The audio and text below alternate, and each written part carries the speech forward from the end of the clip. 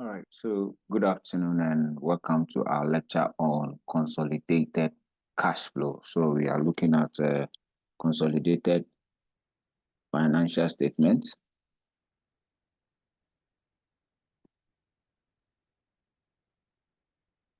and our focus is on the cash flow.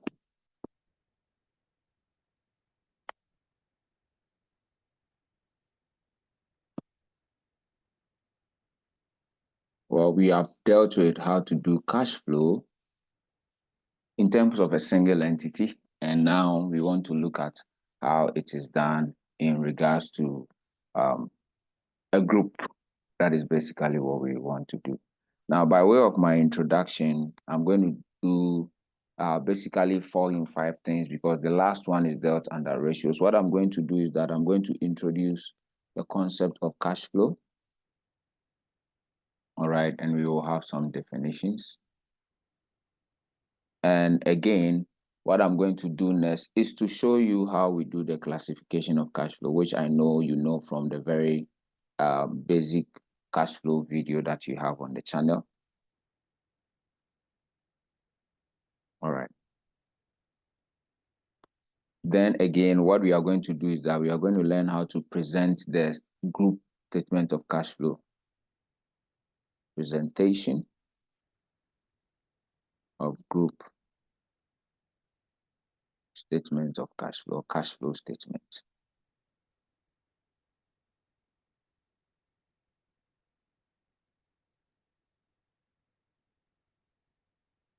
Then from there, we will look at how we deal with foreign transactions. All right, so foreign currency transactions in terms of cash flow.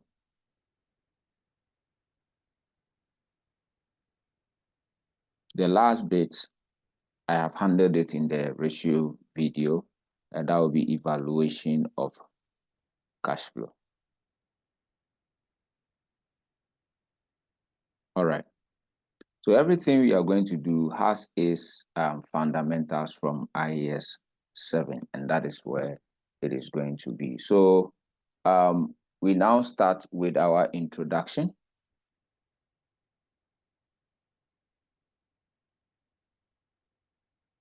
And in the introduction, what we are going to understand is that we all know that the P&L that is prepared is on accrual basis. So the P&L, our balance sheet that we prepare are always on accrual basis. But what you need to understand is that the cash flow is the one that shows us the real liquidity of an entity, because the P&L and the balance sheet doesn't show the liquidity of a company. So you could see that a company will be making some kind of profit, but it is not liquid. All right. So the cash flow now gives you how liquid an entity is. All right. Because if an entity is going to pay profit or anything, it's going to pay through the cash flow. All right. So cash flow, therefore, is very, very important. All right. When you want to, users want to assess the solvency and the liquidity of the entity, as well as the financial adaptability of the business. So what they focus on is the cash flow. Now, so when we say cash, what is cash? When we say cash, we mean cash in hand. When we say cash, we mean deposits repayable, all right, on demand. Deposits repayable on demand, less any overheads. All right, so if you can place an order on the money and collect it on demand, then it is cash. We also talk about cash held in foreign currency. That one too is your cash. So when we say cash, these are what we mean by cash. Now, then we have what we call cash equivalents. Cash equivalent. When we talk about cash equivalent, what we mean is the short-term, highly liquid investment. So the short-term ones that you are ready at any point in time to convert it to a known amount of cash. So when we talk of cash equivalent, we are talking about those ones that are short-term, They are short-term, highly liquid investments. And these are readily, at any point in time, so these are readily convertible into a known amount of cash.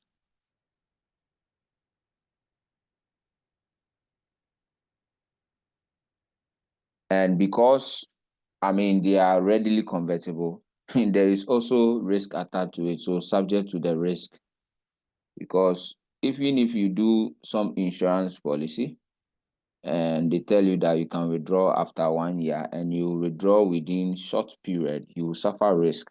And so these are what we mean by the ones that are available for you in 3 months' time or less. If it is more than 3 months, then it is not a cash equivalent. It is gearing towards an investment, all right? So now, when we therefore say cash flow, what we are trying to look at is your inflows, all right, and your outflows of your cash and cash equivalent. So by way of introduction, these are what you need to understand. The fact that the P&L and the balance sheet are on accrual basis and cash flow therefore makes it very important to assess the liquidity and solvency, the financial adaptability, all right, of a business. And when we say cash flow, this is what cash means, this is what cash equivalents mean, and this is what the cash flow also means. Now we move on to the point 2 of our objective, where I talk about the classification of cash flow. And this has also been dealt with in the cash flow video, the basic one, all right, in the single entity. Now, in terms of classifying our cash flow, we know that we have the methodology and we have the elements.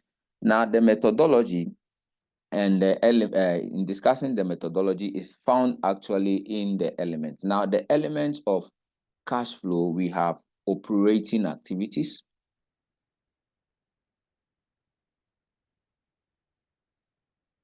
All right, so this is the one that talks about the money or the cash inflow and outflow of an entity in their ordinary course of activity. So the ones that they do in generating their revenue, all right? So basically that is that. So if you are doing anything under operating activity, then it means that the thing must be out of like operating activity, all right? So that is that. So here, what will happen is that where you will source it from, the source of this information will be found in the P&L. It is found in the P&L. So you will look at your P&L. However, you need to understand that you need to take off certain things that are in the P&L that are not operating activity. And again, they are not cash flow activity. So a typical example are these exceptions. We have investment income. Investment income is not an operating item. So it means that we need to deal away with it. And since we have talked about investment income, there is also an aspect of your P&L that is finance cost.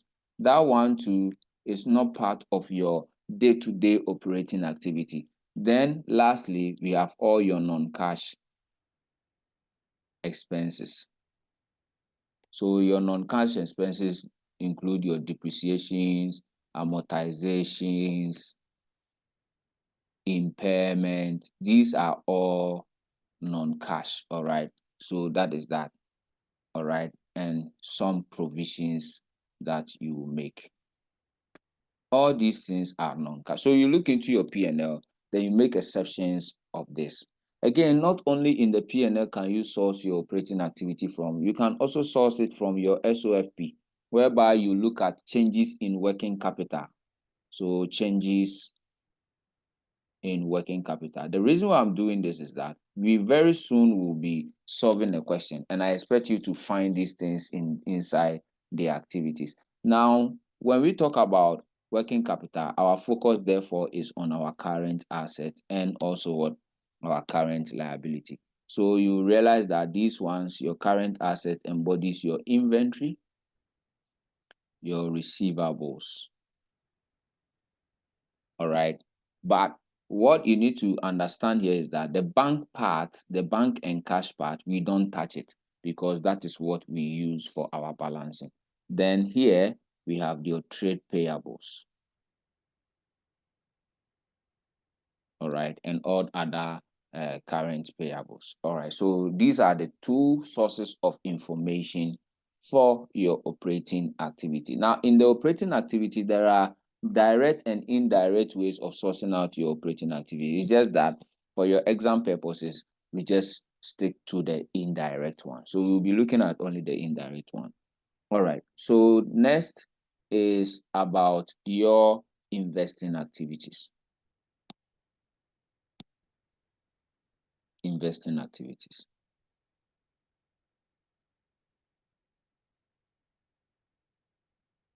Let me hereby add something of like the gain or losses on investing activity. All right. So a typical example is the investment income, but also sometimes you do some sale of assets, the gain or loss from sales of assets. All right, that one too must be excluded. All right, so please let's take note of that. All right, it's possible that one too can come inside your question. So we look at the investing activity. Here we are looking at cash flows from your investment. So our focus is here on your investment. So the investment thing that we have to take away from our operating activity can be thought of here. Then again, we talk about sale of asset. All right, so that one too that was taken off over there. All right, so therefore, what is the source of our information? So if I want information from these things, the source of my information, I first need to go to my SPL, my profit or loss, and there I know I have investment income. I know that I can get some proceeds from sale of an asset. Proceeds from NCA sale. And here, any forms of acquisition that is done also is also taken care of. All right. Then any investment payment, all right, that is that, or payment of loan to non-financial institutions. So we are talking about investment payment and loans to non-financial institution. All right. What if it is to a financial institution? Yes, your guess is as good as mine. It will go to financing. All right, what about our SOFP? Inside our SOFP, and that is the one that we have already taken care of, which we look at our NCA, because it is the NCA here that we will sell to have the proceeds, we will acquire. All right, also in there. Now, if there is any interest or dividend paid or received, it can be in any of the three headings. All right, so we don't restrict those ones, and that is one of the weakness of cash flow. All right, that is basically one of the weakness. So even here you can have interest payment, and you can also have dividend. You will realize that even when I'm doing that, I mostly put these things under, especially the interest payment, as part of the operating activities. All right, because that one is recurring. All right, so basically that is that. And lastly, we have the financing activity.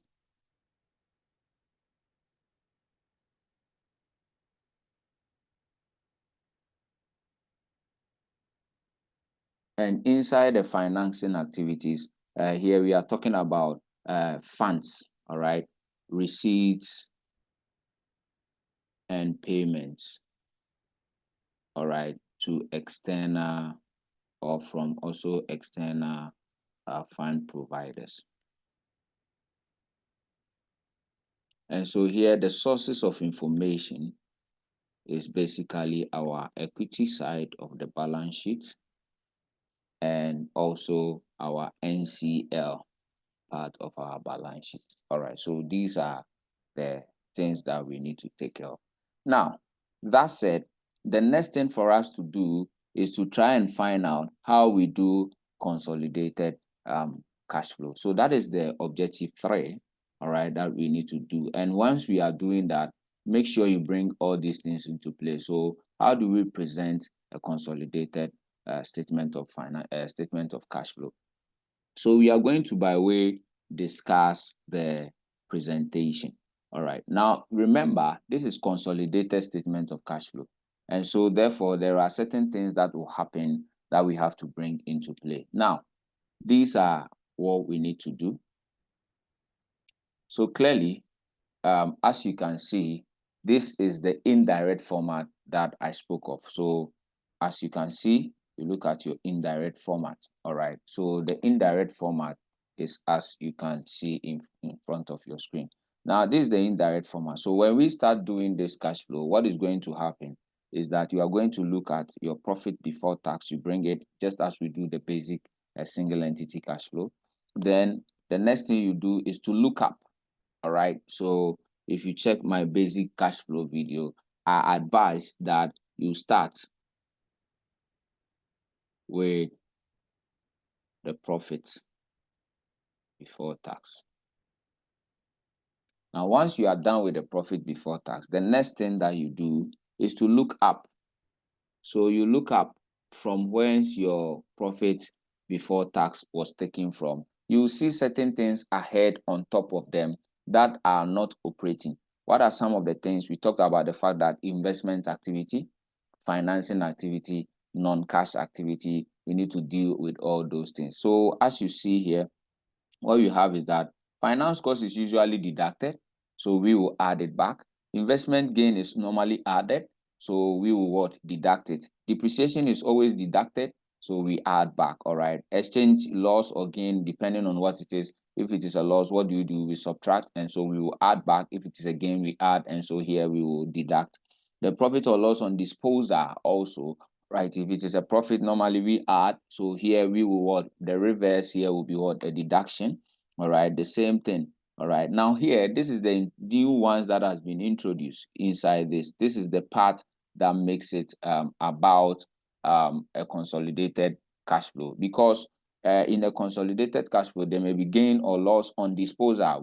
We've done that time and time, all right, in this lecture video series. So if there is gain or loss on disposal, of course, again, normally, what do you do to the gain? Again, we always add gain. So in here, if we are reversing, we will subtract, and if loss is always deducted, we are reversing, we will add, as you can see. Then, of course, impairment.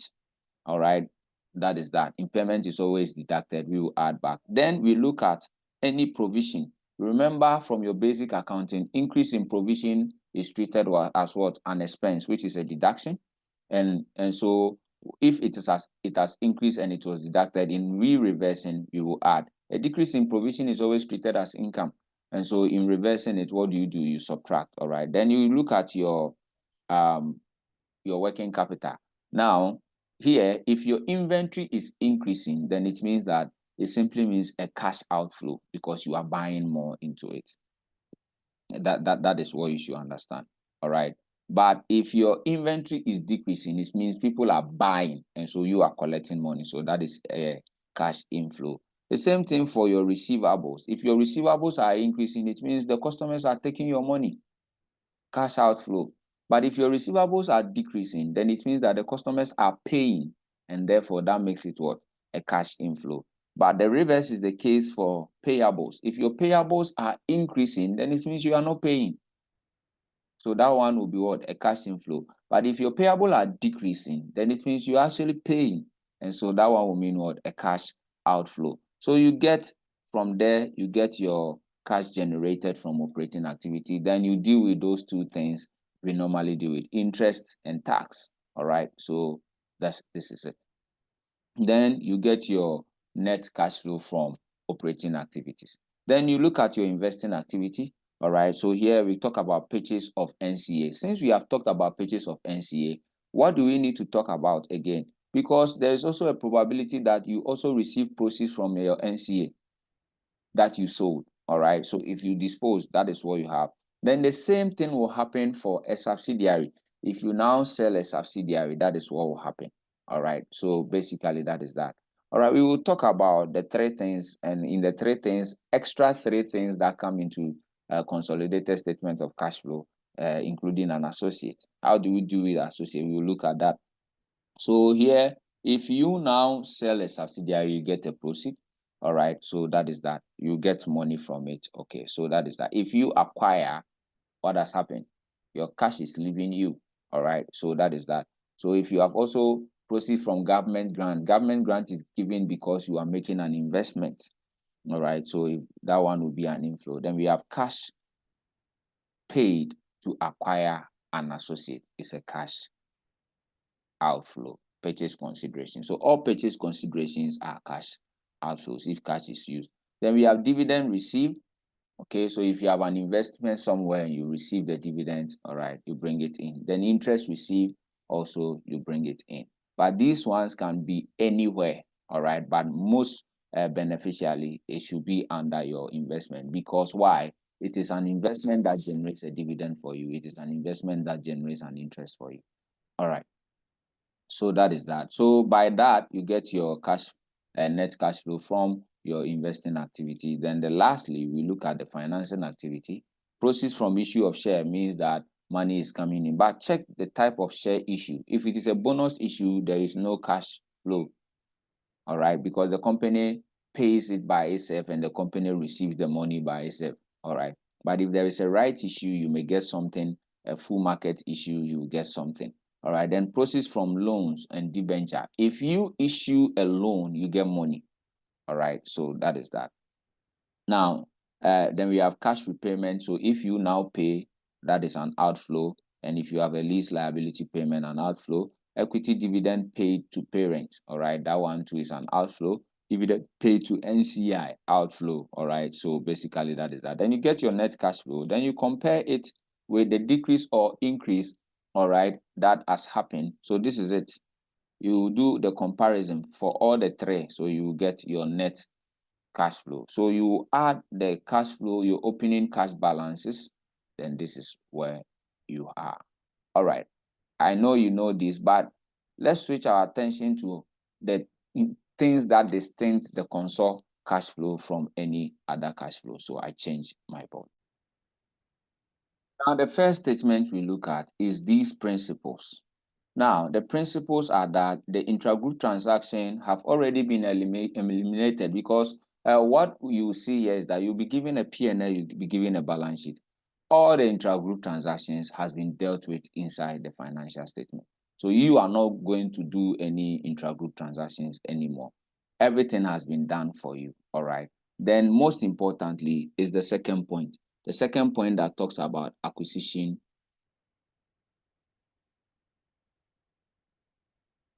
and the disposal. Now, what you need to understand here is that if you acquire a subsidiary, everything that he has, you have.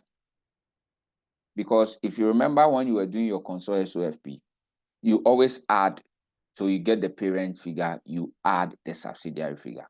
So that tells you that if you acquire a subsidiary, everything that belongs to the subsidiary belongs to you. Because why? There is control. So what happens is that if I check the subsidiary's balance sheet, if I acquire him, all his cash becomes my cash. All his PPE becomes my PPE.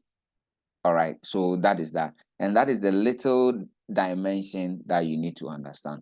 All his payables becomes my payables. All his receivable becomes my receivables.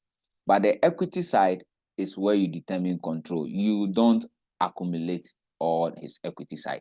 You have just portions of it. But his assets and liabilities, you take everything. All right. So with that understanding, if you are going to do your cash flow, and I always give you some workings to do, we will bring these workings into it. In the same vein, if you now dispose a subsidiary, you have lost control. And so whatever cash they had is not yours anymore. So that one will go out. So it means if you acquire a subsidiary, there is an inflow of cash that can come to you, their cash. Everything they have is coming to you, all right? But if you dispose of and you have lost control, then it means it is not yours anymore. Somebody else will control those things. And that is the new thing that these ones bring in. Now, so therefore, if you are looking at, so with acquisition and disposal, we said that your cash flow net figure, that cash flow net figure as in net operating cash flow, the cash flow figure that you have there will include your cash balances that we always have, those ones that we always have. However, the cash spent on the purchase and on the receipt of sale will also be cash flow, because you have acquired something. And that is what we dealt with inside the format. Again, the cash balances or the overdraft of the subsidiary too, you have acquired. So that one too becomes part. And if you dispose of to, that one too is leaving you. All right. So these things will be factored into our workings in our development to cash flow. Again, then we talk about the second one, the cash paid to NCI interest. So the cash paid to NCI interest. Now we do know that when you do not fully own, a subsidiary, somebody is owning a part. So because you are owning majority of the NCI, the subsidiary, so you are owning majority. Now, if any cash dividend is paid to the non-controlling interest, because when, as you see here, when a subsidiary that is not 100% owned pays a dividend, you will get some. You get some. So what happens is that some of that dividend is paid outside of the group to the NCI. So you will look at the dividend payment in the subsidiaries book. So ABR, so what you see here is that the subsidiaries financial statement has something like dividend paid. All right, let's say 100,000. But the parent, let's say, owns 60%, which means that the dividend that has paid, 60% of the dividend will be coming to who? The CI.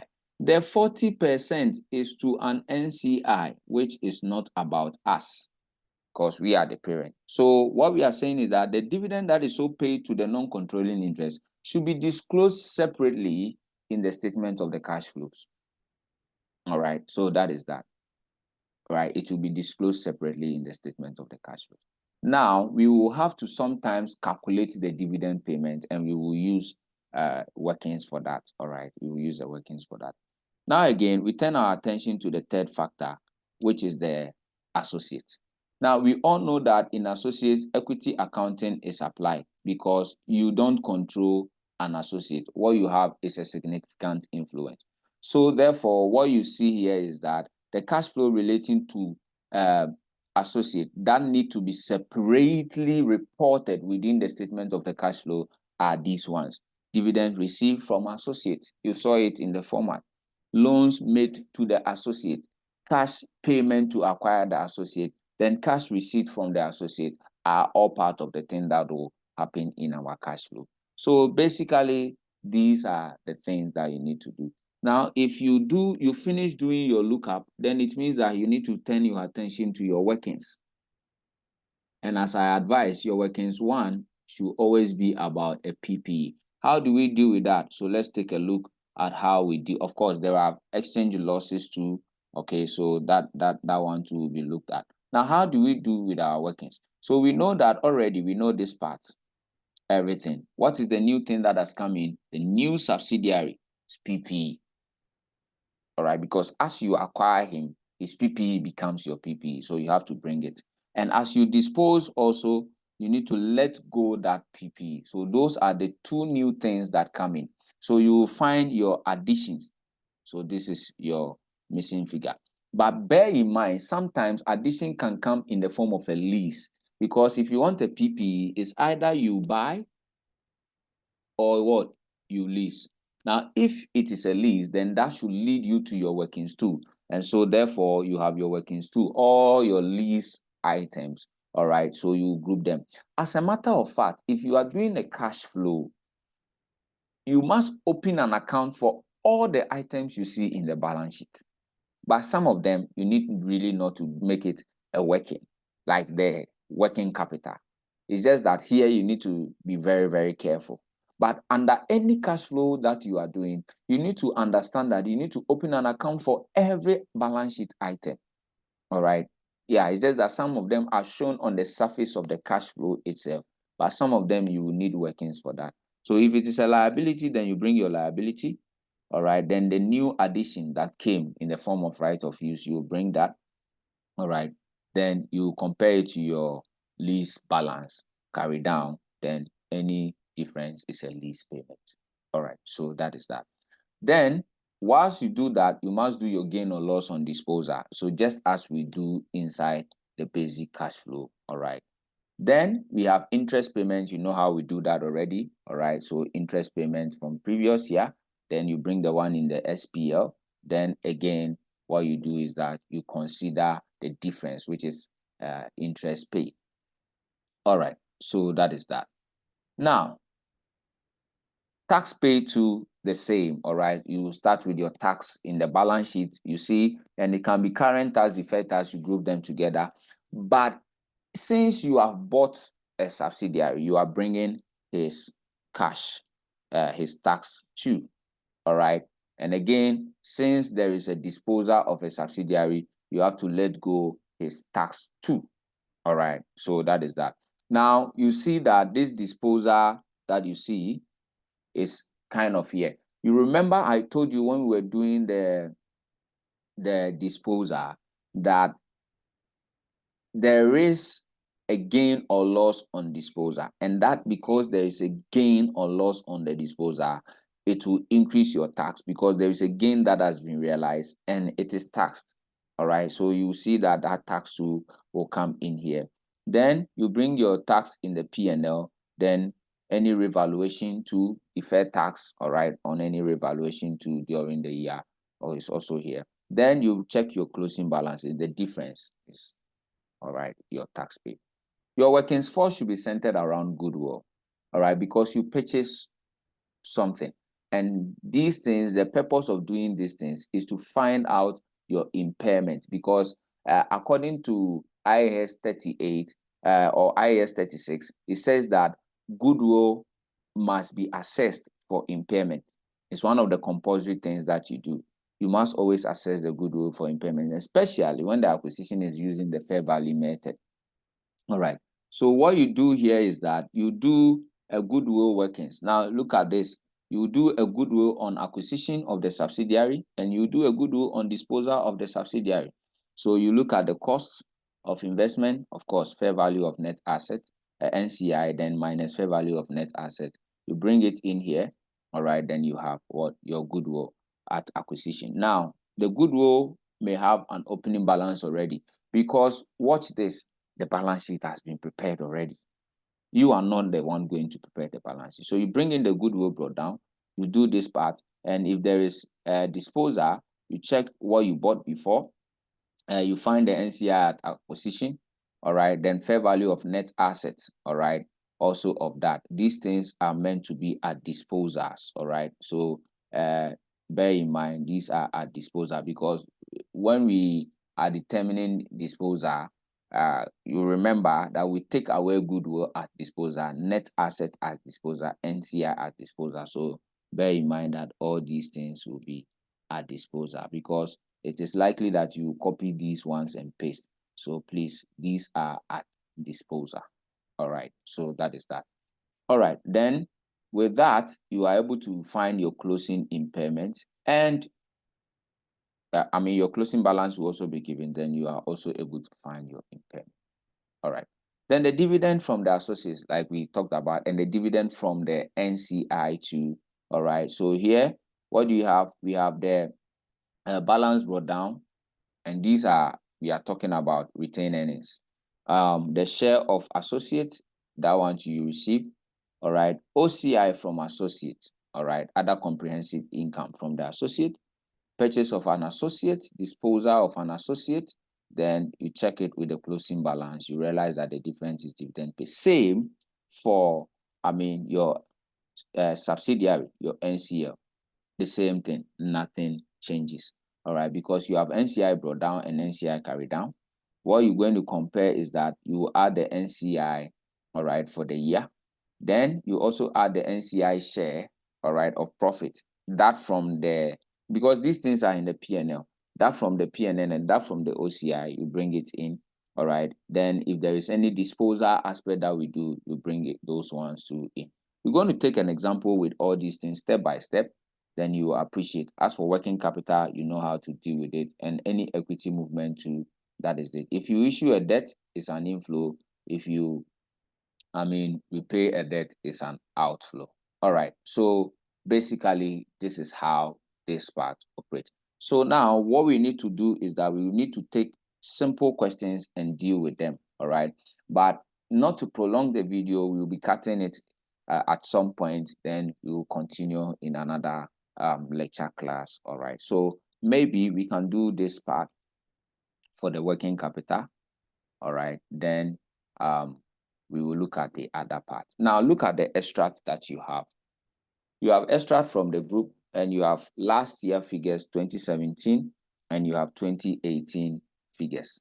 All right. So you have the inventory. This is to help you know how to do your cash inflow in terms of your working capital. Now look at this. These are what we have. All right, for the various years. Now during 2018, subsidiary A was acquired, and all shares in subsidiary B was disposed. So look at this. In the case, we can say subsidiary A, control. They had control in subsidiary A, and they lost control also in subsidiary B. So how then do we do these cash flows? Now, if we take our cash flows, the working capital, we already have balances. So if you take inventory like this is your balance brought down, this is your balance carried down, the ending. All right. So what we're going to do is that you take your, you can start like this. So you take your balances. You can start. So let's say I have inventory. I have receivables. Then I have payables. I'm going to analyze it in two ways, and so that it will help you to know how you do your working capital. So let's do the two ways. This is the first method. The second method too is we have inventory, we have receivables, and we have payables. So the first concept says that start with your balance carry down. All right, to see the movement, start with your balance carry down. So inside your balance carry down, we have 74666. All right, then this one is what? All your balance is 58246. Then you have 93678. So you start with your closing balances, then you take away your opening balances. So balance brought down, you take them out. So we have 5309019. So we have this one to be what? 62043. Then this one will be 86043. No, 8627247. So that is it. 86247. On the other side, one person can also say, I will start with my balance brought down, my opening figure, which is 53019, 62043, 86247. This is what somebody too will do. Now, we know that, so we will look at this. Now, let's come to this part of the question. So we know that when a subsidiary is acquired, his inventory comes into the parent. So if you acquire it, then what is going to happen? So they have acquired. Now, if you look at the second phase. You will say that since we have acquired, their inventory is coming to us, all right? And the other side will be, since we have disposed, we are losing it. So you can say that you add acquisition in this side. Whilst you are adding, because you turn this one over, this one will be a less. So that is it. So here, what will you do? We acquired, and how much is that? We have 4,500, right? Added 4,500. This one is 7,900. Then this one is 8,250. So this is what we have. On the other side, since we turned it over, what are you going to do? You are going to less the acquisition. So here will be minus. So here you would have done your total. All right, so let me just bring in the total so that we will do the minus. So the total here, this one will give me 21,647. Then this one will be negative 3,797. All right, then the last one is 7,431.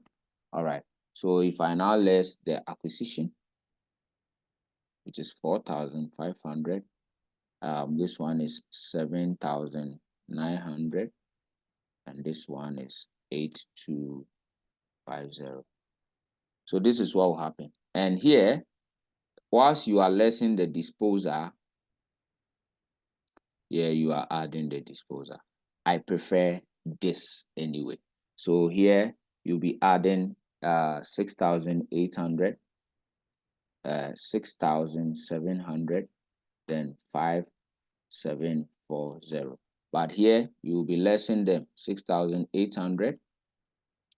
You will be lessing 6,700. You will be lessing 5,740. So this is what happens. Now, here you find the movement. You find this movement.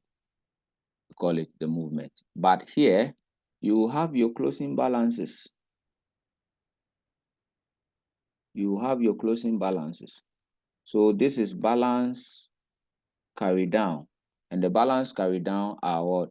7,466. Then here is 5,8,246. Then here is 9,3,678. So we now find the movement. As you can see, so here will be the movement. All right. Now, as you can see, this one is giving us like 23,947. All right. So this is that. Then this one is what? If I add this, that is 4,997. And this one will give me is 1,2,9,4. All right, so basically that is that. But as you see, this one is a negative. All right, so that is that. Now the problem is the interpretation. So how do you interpret this one? Of course, this one is an outflow.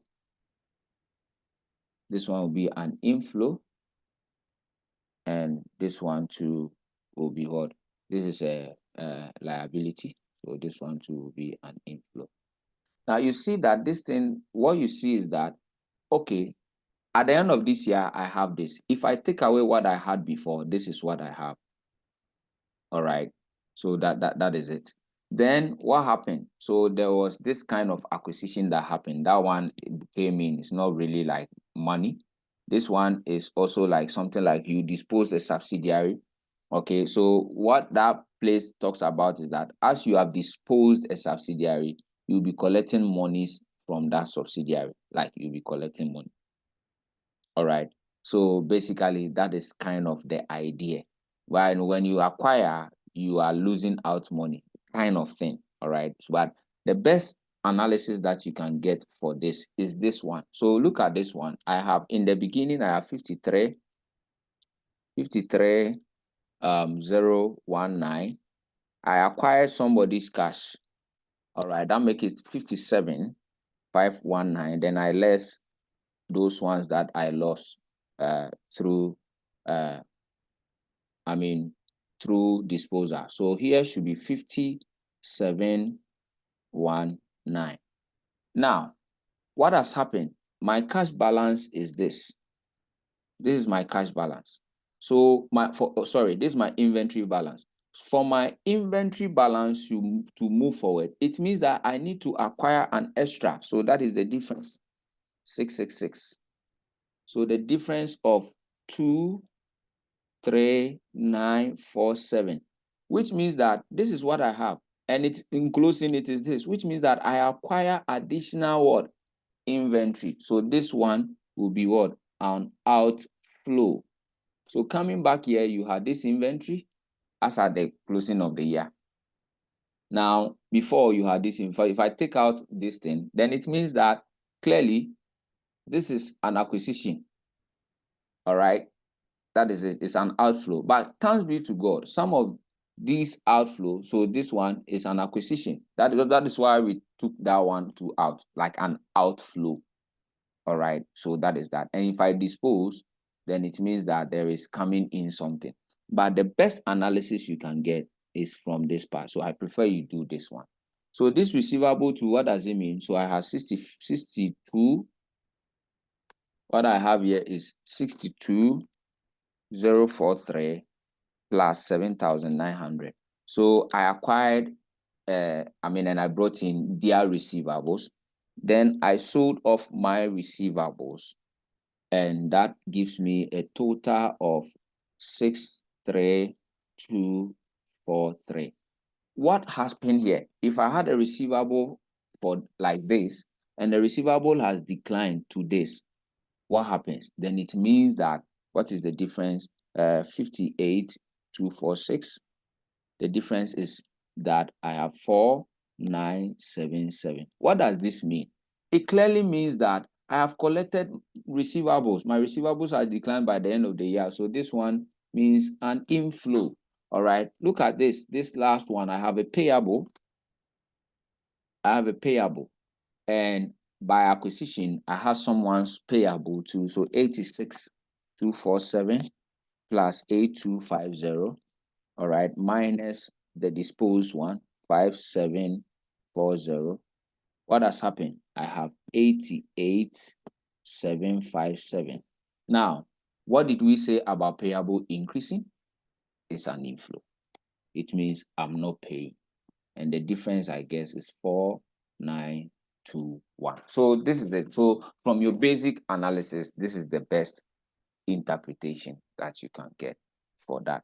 So that is how you do the working capital aspect. Start with your balance, brought down, find out how your balance carry down goes. So you can do this working on the surface of the cash flow, or you can decide to do it as a separate working. All right, so that is that. The next one that we'll be looking at will be about this one. So here we will be looking at how we find our dividend paid from the format. So we will end it here. Make sure you watch the part 2 of this console cash flow. See you there. Bye-bye. Anyway, don't forget to like the video, subscribe to the channel, and share the video to colleagues who need that. See you again.